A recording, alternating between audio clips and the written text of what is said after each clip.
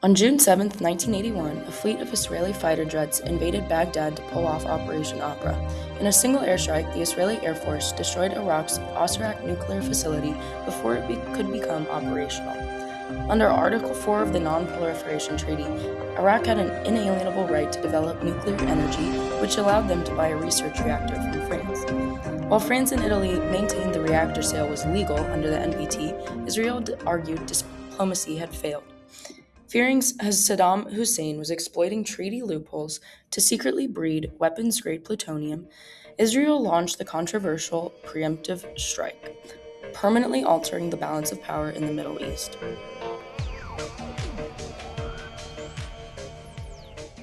Our main argument surrounding this topic is that the sale of nuclear material from France, as well as the help from Italy, was legal, and that Israel had no legal right to make a preventative strike against Iraq, as well as questioning why did France and Italy help out in the first place. The French sale of the reactor and the 93% enriched uranium was completely legal, as via the NPT, they were only doing it supposedly to help Iraq gain nuclear power and energy. And also the IAEA was given permission to inspect, as well as Italy's help being legal, as they were classified as civilian research facilities, which made it legal under the NPT, as well as the NPT encouraged nuclear powers to help non-nuclear states obtain nuclear energy if they were in line with the NPT.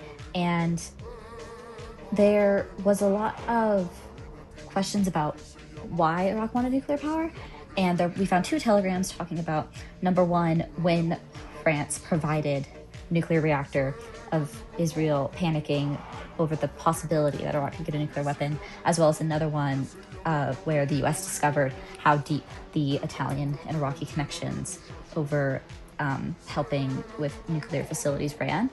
And there was a multitude of reasons why Iraq could have wanted nuclear power, or why any state would have wanted nuclear power, deterrence being one of the main ones, against Western power, against Israeli nuclear power, which was not officially recognized, but now we know happened sometime in the late 60s, as well as wanting regional hegemony, as well as fear around the Iran-Iraq war.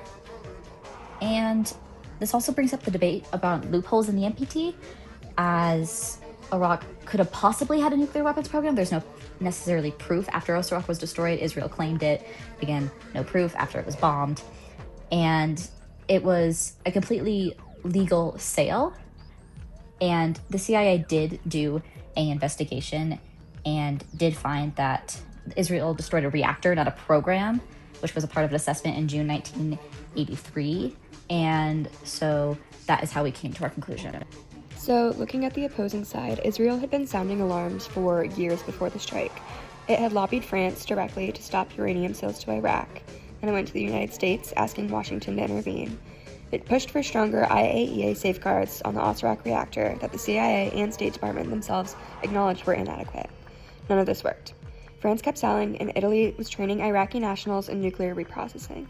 The IAEA didn't have the technical specs it needed to properly monitor the reactor. By June of 1981, the Osirak, weeks away from going hot, after which any strike would have caused a radioactive catastrophe, Israel concluded it had exhausted every diplomatic option available to it. The bombing was the last move after a long series of failed attempts to stop Iraq through legitimate channels.